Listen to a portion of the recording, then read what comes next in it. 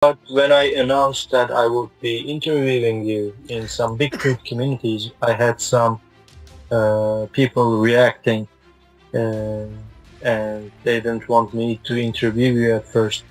So I am not doing.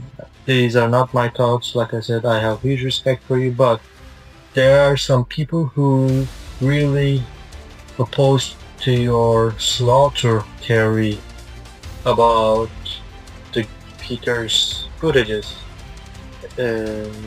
And do you still believe in this theory? And why did you think of it as like that? And we would like you to explain it more. Well,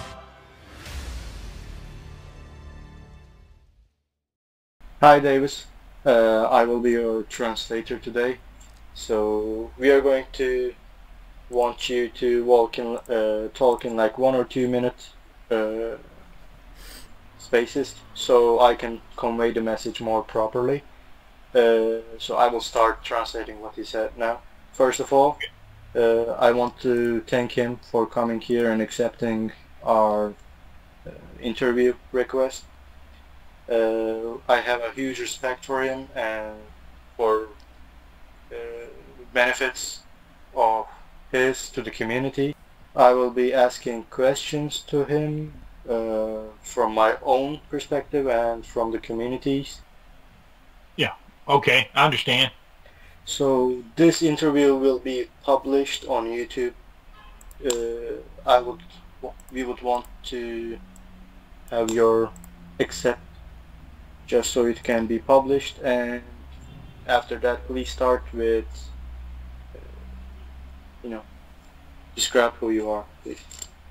Okay, I don't have a problem with it. When did your interest in Bigfoot started? At which age, and how did this become a thing of your own? We would like to hear it from you. Well, I started out, I was just interested in astrophotography, which is, taking photos of space objects with a telescope. And I saw, back in the early days of the internet, I saw this frame from that film that somebody had posted that was really, really clear. And I had never seen that before. Everything I'd ever seen of it on TV was very, very dark and grainy, shaky, hard to see. And so I thought to myself, I said, well, if we could get the rest of the film and it was that quality, then that film would tell its own story. And so I began an inquiry, and that continues to this day. But I began to collect from different sources the best, very best frames from the film, and I put it all together. And one night it was very, very clear, and I was astonished. Looking back from now on, throughout your living, have you had any regrets, or like, I wish I hadn't spent this much time on Bigfoot, or have you had any regrets on doing something the way other than you did? And when you, God forbid, pass away, how would you like the community to remember you, sir? Well, I don't have any regrets because I considered the subject. Once I saw that it was authentic, then it became a lot more important. And so I was willing to put a lot more into it and put a lot more time, that's mostly what it takes. Persistence, that type of thing. But the community, as far as the community goes, I would like to be remembered for a person who saw the importance, and I'll try to be up for the task. Have you had any sightings of the Bigfoot by yourself, sir? I have. I've had some sightings with my visual eye, and then I've picked up a Bigfoot, actually two of them, on my video. I didn't see him till later on in the video. So that's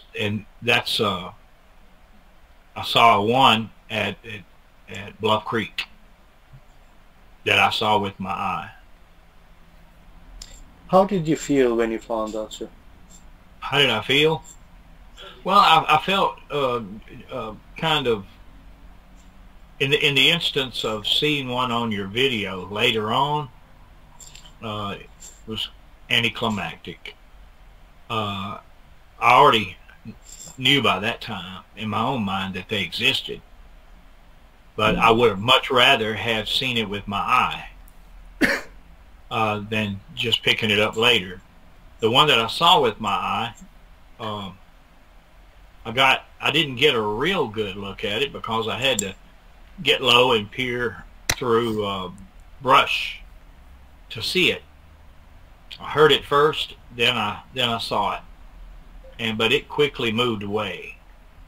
So that's kind of typical for Bigfoot. You know, you don't get those long views of it. If somebody does, it probably will be more meaningful. So, sir, how would you describe the Bigfoot? As an ancient creature, as a big humankind, or what else? How would you describe them? I would describe it as another type of person. That's what I would describe it as. It's not us. It's not modern man. It's something else, but it has all of our tools. I've seen passages in ancient scripture and stuff that describe that very thing. But that's not what I'm depending on. I'm depending on evidence, gathered at the time. But I consider it to be a person of some sort that we don't have a good understanding of. They still find fossils and things. The Homo naledi fossils that they found in South Africa, they thought they were millions of years old when they got them tested. They weren't that old. It's possible that they were here at the same time modern man was. So that I consider all those things. We need to gather more data. So, like you said before, sir, you had said that the Bigfoot are incredibly fast and the images of them are always blurry, so they always get out of vision. Do you think this is an occurrence of a paranormal superpower of them, or? That's a very good question. It seems to me that whenever an encounter occurs, that there's almost always some sort of high strangeness attached to it. Somebody's delivering a package. Hold on. So the last question was, like you said before, during the sightings of these Bigfoots, they're always, the images are always blurry, they're always getting out of vision, and they're super fast. So, are these supernatural power of them, do you think? I don't know if I would call it supernatural, paranormal, or what, but it's beyond our scope, which makes data more important. I've in my work with some of those best films, I found that on those films there's some high strangeness that occurs, and one of them is the Paul Freeman footage, and in that footage there's a little section of it where everything becomes suddenly overexposed, and you can tell the camera is trying to close the iris and to bring the exposure back down, and then it's over, and the creature walks on. What caused it, I don't know yet, but it deserves to be looked into. So what do you think about the Paul Freeman's footages. Do you believe them, and what do you think of them? Yes, I do believe the footage is authentic, but I also believe that he was in a tremendous amount of danger when the creature stopped and looked back at him. That's about the time that the overexposure took place, and he saw it too. He had a reaction to it. I think that this is one of those highly strange moments that we don't know or understand, but it affected him the rest of his life. He not just mentally, but physically. He became sick, and he stayed in a sickly fashion until he passed away. So there's a theory of Paul Freeman where the Bigfoot does a fake attack on him just to, defend his family. And they say this is an extended footage after the footages that we were shown. And people say Paul Freeman also did a battle cry and cried after that. And they have interviewed him, and Paul Freeman said, "God forbid I won't be messing with the Bigfoot again." Have you heard of this theory? And if you did, do you believe on it? I'd like a little 5-year-old. I was crying, and I asked the man upstairs, I said, "Hey, if you let me get out of here alive, I'll never bother these critters again, and I'm not going to."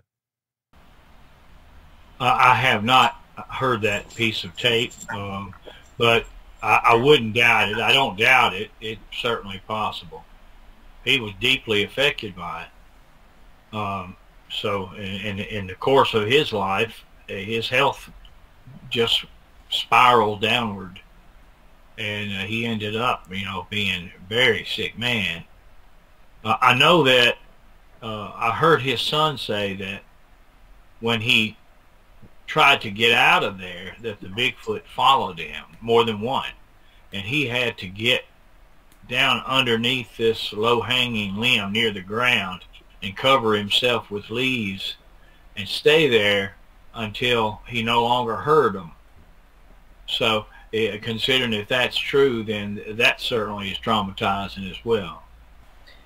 I haven't heard of this theory, and I haven't heard about this, what his son said before. Thank you for that.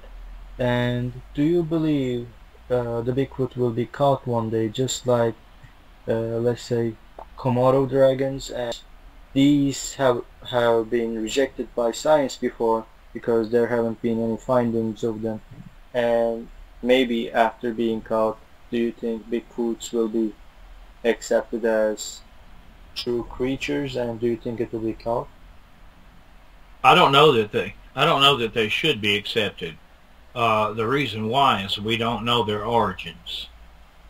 I know that the Hoopa Indians believed that the Bigfoot, which they called other people, at one time they were on the earth, and then they went up to these two peaks and crawled through holes in the sky and went back to the stars through holes in the sky.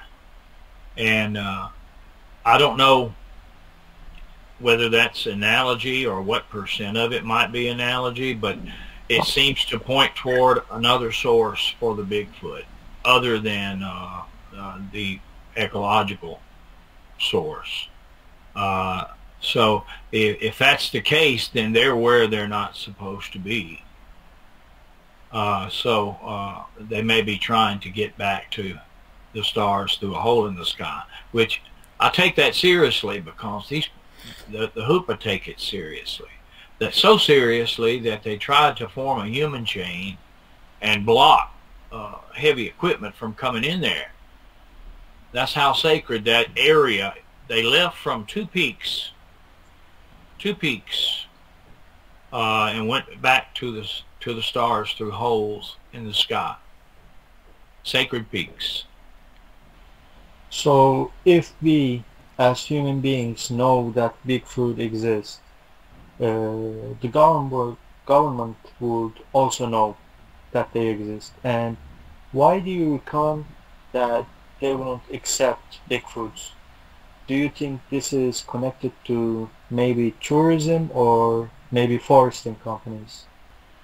I think it's most likely the forest companies. They have a lot to lose. They fought really hard to to get into those sacred peaks because there were some mature redwoods in there, and the local people held hands, stood in front of the equipment, and said, "Just run over us." That's how much deep the feelings were. Uh, they were doing that. I'm sure they weren't doing that for a myth. Uh, they were. That's probably the biggest reason, and there may be some other reasons as well. So if Bigfoot is accepted and explained, do you think these forest companies wouldn't be allowed to get into those areas? No, probably not. It makes a difference whether a creature is on the endangered list or the extinct list. If he's on the extinct list, then they can go and get the trees. But if he's on the endangered list, they can't go get the trees. The law won't let them. So that locks up all the forests and all the resources for woodlands. And so they would rather them be declared extinct than endangered. So can you describe your meeting story with Gimlin's film? You are heavily known by these films, so we would like to know the story. Patterson, my meeting with him, is that what he asked? Your meet So your exploration of Patterson-Gimlin's footage, we Yeah, would okay. like to know the story behind it. Yeah. I just put it succinctly. If a person were to hoax a film, it's going to only have on that film what that person built into it or engineered into it. But if you film a real life event, you're going to have 1,000 different things. The more you look at it, the more you're going to see. And that's what occurs with the Patterson film. That the more you look, the more you see. That's out of the control of the camera operator, but he picks it up on the film. And so down through these years that I've been looking at it, it continues to yield data, valuable data, information. Uh, so I know, beyond dispute, at least in my mind, that it's not a hoaxed film. So how did you see these images at first, sir?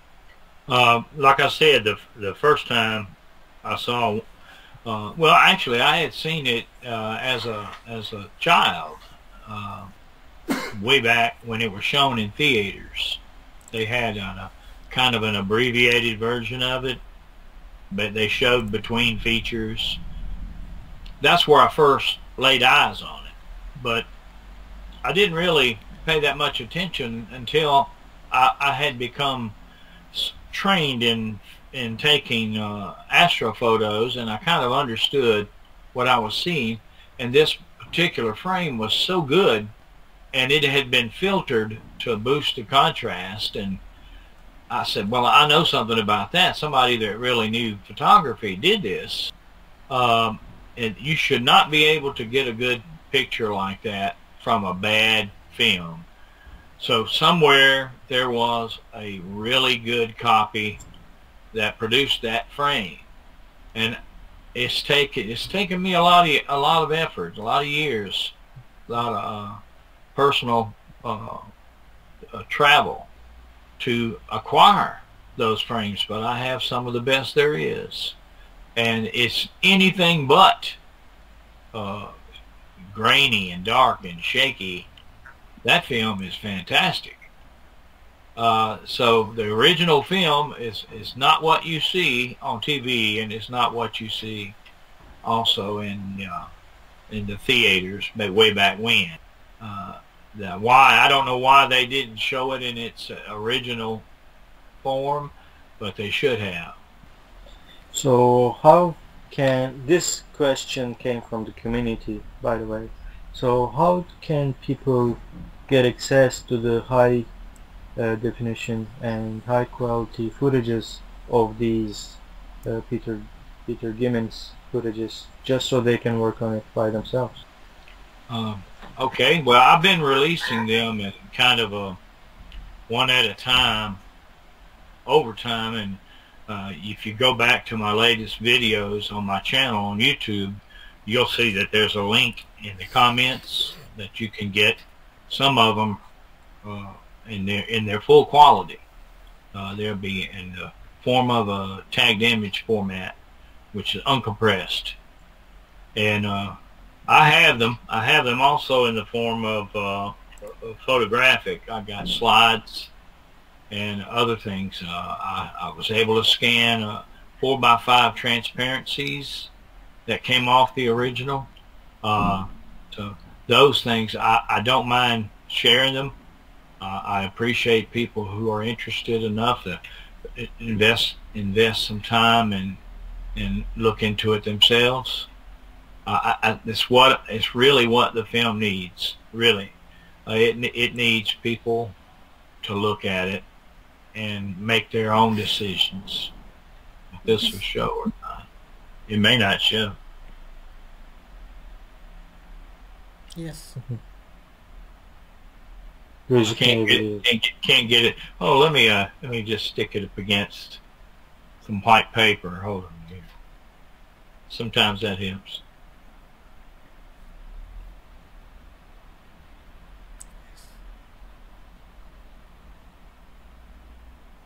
Mm-hmm.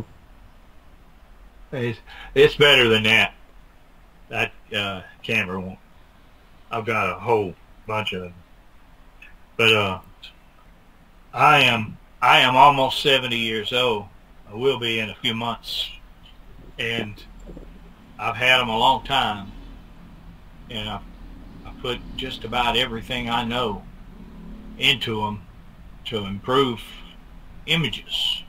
And so we're entering into another time when other skills, people are coming forth with other techniques and skills that deserve another look at it. That's meritorious. So I don't hold them back, is what I'm saying. I think that they should be looked at by anyone who's got those skills. Thank you, first of all.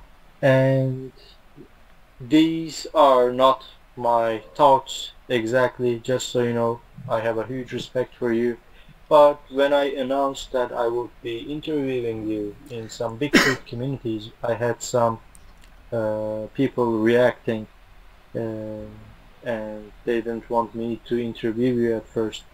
So I am not doing, these are not my thoughts. Like I said, I have huge respect for you, but there are some people who really oppose to your slaughter theory about the Peter's footages. And do you still believe in this theory? And why did you think of it as like that? And we would like you to explain it more. Well, as far as believing in it, if it fits what you see on the film, the first inkling that I had that anything like that occurred came from the widow of Roger Patterson. Now, she told me that. That instantly got my attention because it's she's one of the principals, with that film from way back. And after that, I went back and reconsidered the film again with that knowledge. And you see things on the film that seem to point in that direction. One thing I do know, that the simplistic story that they give of how it happened is very unlikely. on a lot of fronts. So once you know that they kind of fudged on the truth as far as their story goes, well, then you try to take what you do know and kind of put together something that fits. So the Patterson film, as far as the massacre theory, it fits. It fits what I see on the film. So do you still believe in this theory, and what do you think about people who disrespect you just by one of your works? You know, just this theory alone made so many people mad, and they are not even seeing your other works, and they are not even respecting what you have done for the community just because of one work that they are disagreeing with. And if you still believe in this theory, can you explain it in detail again, because many people still don't know what that theory is? Well, I don't know if we can do it by means of a podcast, but the whole film is very complicated, and it would take if you put it in a book, it'd be a very thick book. Lots of different characters. But let's see. The film is edited. In other words, it's in pieces. Some of it's missing.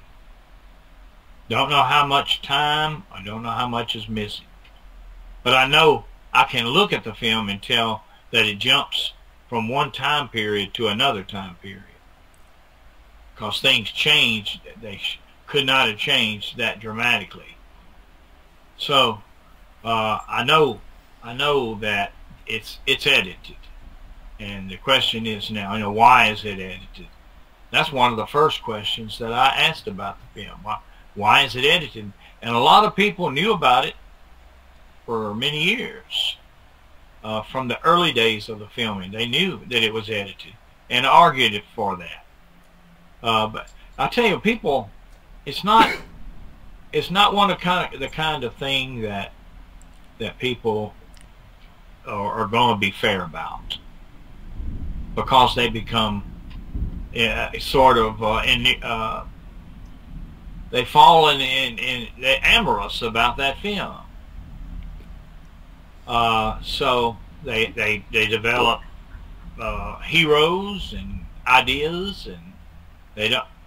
When you suggest that those ideas are not what they said, and the heroes are not the people they claim to be, you're going to get some unpopularity. It's going to happen. But I got a choice. What I do. Do I continue on? I've thought about just retiring and saying nothing. But it's really not my style. It is what it is. And it may have quite a bit to do with what we discussed earlier about logging, or the ability to get at that timber. And that's all. So you still believe in the massacre theory then, yes, right now? Yes, I do. I would walk it back if I got any evidence to indicate that it's incorrect or that it needs correction. I would walk it back. But so far I haven't found that evidence. So I have to stay with it unless something comes to me that indicates otherwise. Just out of respect, I am also not believing in the massacre theory also, due all respect, but I just want to tell the community to not bash you just because of a theory, because you are someone who contributed a lot to this community. I appreciate that. I thank you for that. It's everyone needs to satisfy their own mind about it. if I'm going to have a theory and I haven't been able to prove it, and then you can, people can believe or not believe, but it's certainly on the table as far as I'm concerned, and I'm a pretty transparent person. I just don't believe in, I believe in saying what you believe and saying what you mean, and so that's kind of what I did with the film, and people can believe it or not believe it. If anybody's got any information that would tell me otherwise, I will walk it back. I have no problem doing that. It's not my idea to invent anything. It's because of what I was told and because of what I see on high quality versions of the film. That's what I base it on. So, like you said while explaining, do you is this theory coming from Peterson itself? It's not you alone that first started it? It actually came from his wife, Mrs. Patterson. And I could go into that too, but it would take a long time to do it. I was visiting with her, and it really did not have any ideas like that until after she received a phone call, and it was one of the other people. I'm not going to say their name because they were very disrespectful to her. And she was angry and hung the phone up, and then she turned around and hit me with several pieces of info, which I really did not know, anything other. I could answer some basic stuff. She asked me about what would happen to someone if they shot one. I said, probably nothing. And she said, even if they shot it in the back. I didn't know what to say, except that when I left, I said, I better go back and look at the film. And that's what those initiated, and some other things she said, initiated me looking at it in a different light. But if it had been just somebody walking down the street saying, I think that, it wouldn't have mattered much. But it came from one of the principals. She was close enough to know it all, and a really nice lady. She needed her husband. If he had been there, I think she wouldn't have had to make all these decisions on her own. And I think that he would have come out with the story. He was an honest person. But you get forced into telling a simplistic story that doesn't really, it's something that a baby can make up. It doesn't explain what you see on the film. You ask a question, well, why is it like this? And they either shut up or they get mad. One or the other. That's not good. That's not a good look. So then people shouldn't be saying something to you hatefully, maybe to Peterson, reacting to them, because it is their theory at first. Yeah. Well, maybe so. It's like I've been pretty thick-skinned. I don't know that it bothers me that much. If I stick with what I think the truth is, be true to myself, then I won't have any kind of regrets about that. I find people to be kind of curious to me. They say, well, I know Bob Gimlin wouldn't do that.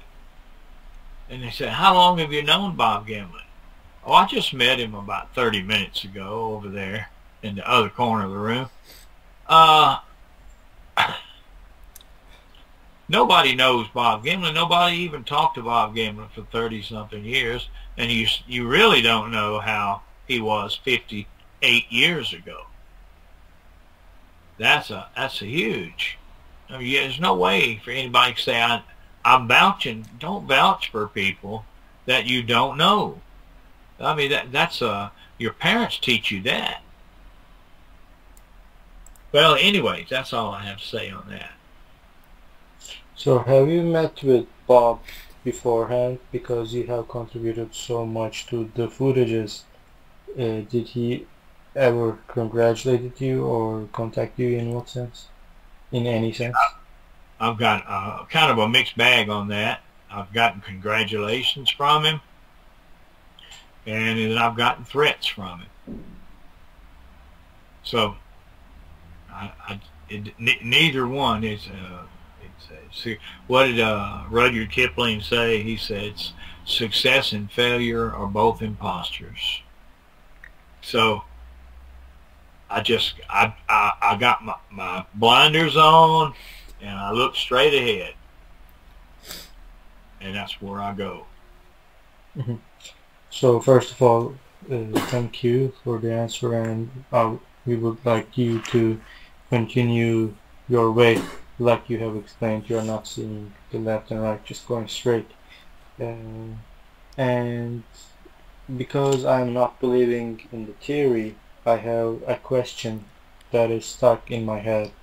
I had a video where I explained the theory in my YouTube channel, respectfully, and I want to ask, if there's a massacre going on, why Patty the Bigfoot is not running away and just moving away calmly like on the other footages, and generally we know that they are super fast.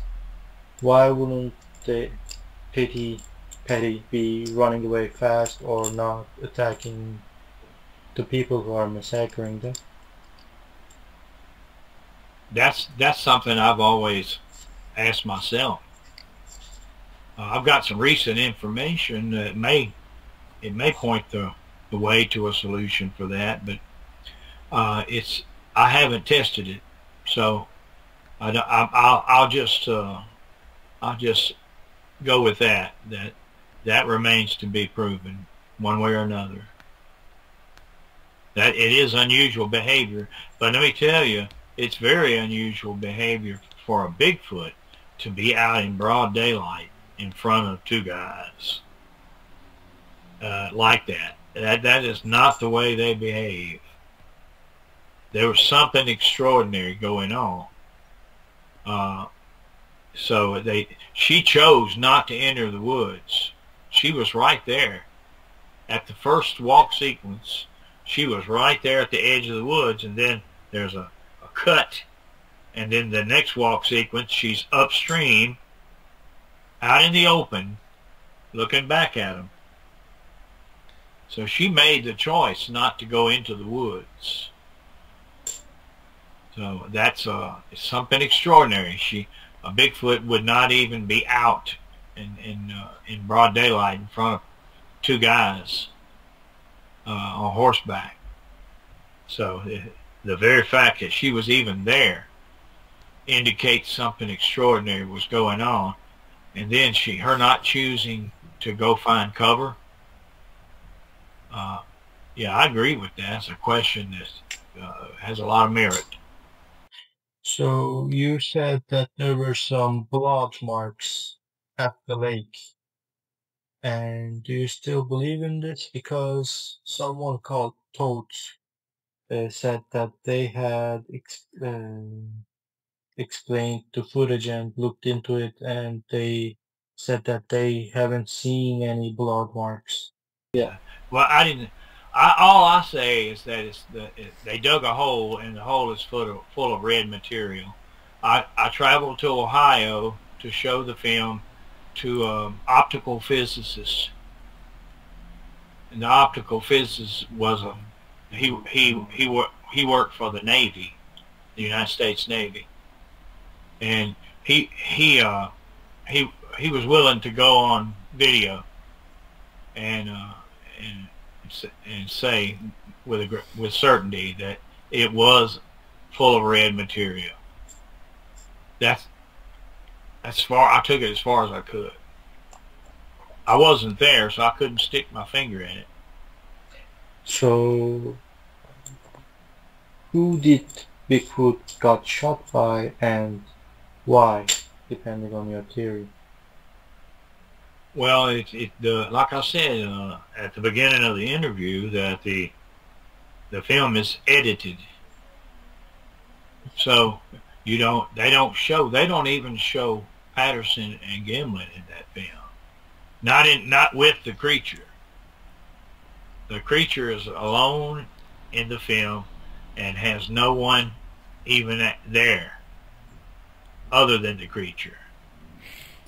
So all we have is their word for it, that they took the film. We don't even know that they did that.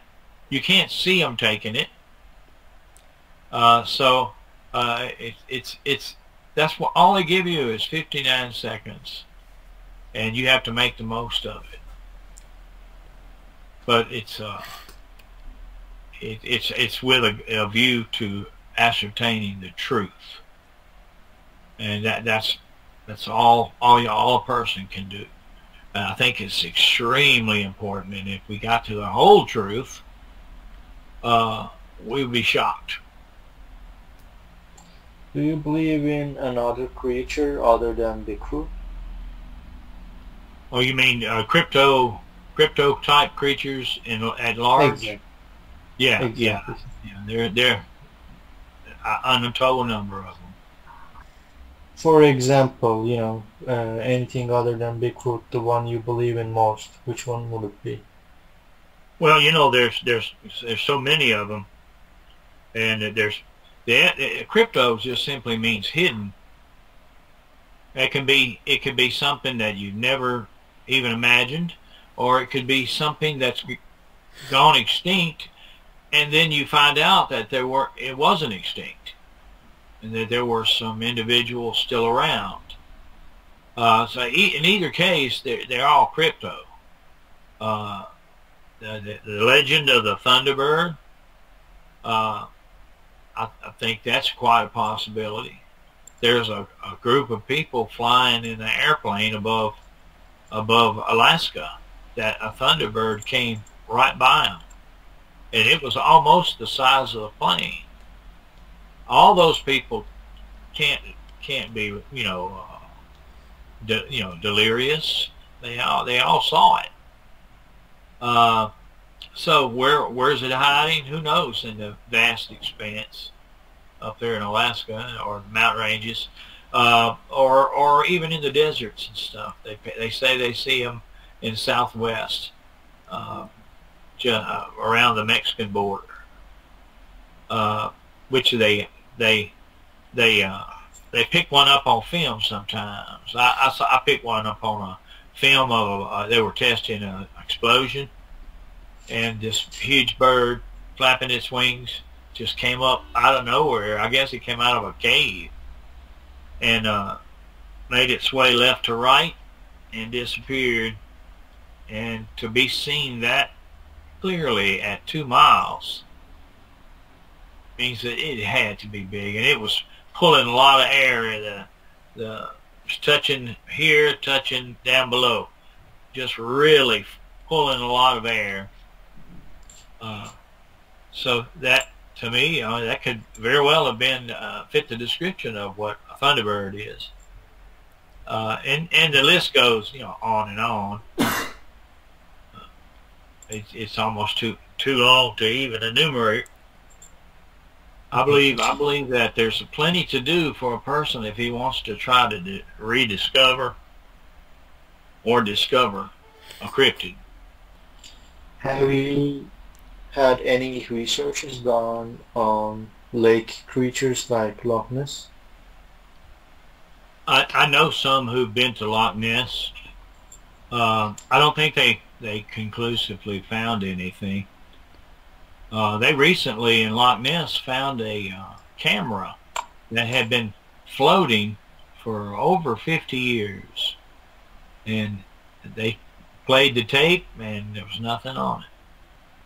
Mm-hmm. So I don't know. If somebody says they saw a lake monster, I take them at their word for it, but I would like to have something besides their word. And then there's a host of lake monsters, Lake Ogopogo, Lake Champlain. Champlain, yeah, Champlain up there in Canada. Those things they have photographs, pretty interesting. But no one's actually got a specimen or a sample of a specimen. So that remains to be done. That's why I said there's plenty to do. So there is an m.k.davis of Bigfoot, but there's not an m.k.davis for the Loch Ness creature or other creatures.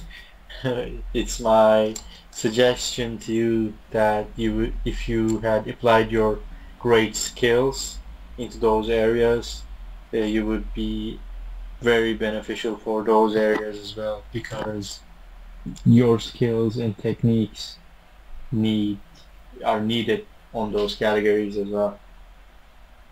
Well, I appreciate that. Like I said, I don't really have a lot of time left in my career. I'm holding on, and I can reasonably do some things now. But when you get up about 70, you start to feel your age, and that's why I'm concerned about a lot of who is going to take up these pursuits, because they're needed. Information is needed, data, and some good minds to analyze it. So I'm kind of looking around and trying to encourage people. Mm-hmm. And we would like to thank you a lot for this interview, sir. Do you have any upcoming projects or any kind of surprises or anything you want to say to the Bigfoot community? Well, just pay attention to my YouTube channel. And it's a Green Wave 2010 FB. Because I've begun to post again there, and I'm posting some pretty important things, and I'm also allowing access to some of the better images from the film. So just keep an eye on what I put up. And I thank everybody for their interest, and I appreciate y'all's interest. And you guys have enough interest and enough intellectual skills that you're going to do some problem solving, I can tell. So I appreciate y'all. Mm-hmm. And some of these questions were from Reddit Bigfoot thread, and a lot of them wanted to say hi to you. So just tell them I said hello. Enjoy reading from Reddit. Mm-hmm. Just the last question, out of spite, I just had this in my mind. Do you think the Bigfoots are only in US, or have you heard anything about them being on other continents? Oh yes. Of the very first, when I first got into looking into Bigfoot, the very first encounter that I found was an encounter that a man had in Luxembourg. So mine actually started in another country. Yeah, they have a distribution, but it's touch and go. In some places it's more than other places. So it takes a little bit of research. And if you would be to say a capital city for the Bigfoots, which city would that be? A capital city? Like Yeah. their headquarters? Exactly. Ah, well, that's a tough one there. Now, let me think just a minute. Mm-hmm. While they may have a capital city, they have every state in the United States has its own capital. So they're in all the 50 states. I know all the lower 48 states. I don't think that they have any accounts in Hawaii. But I would have to say maybe probably Oregon and the surrounding circle of states, the Pacific Northwest of America. Mm-hmm. Yeah. Uh-huh. Okay, so what are your suggestions for anyone who would encounter a Bigfoot? Do you suggest them to run away, or maybe pray, or run away while praying? Safety first. And from what I can ascertain, uh, they can hurt you without touching you. That's why you should immediately put a little distance in any way you can. I'm still looking into that. I'm finding out some remarkable things, but that you can't assume that they can't hurt you if they're standing off in the distance. There's always the unusual and the highly strange stuff that goes on with an encounter. Okay, so that's the end. Thank you again for everything. All right, thank you. Thank you, sir. Goodbye. Have a great day.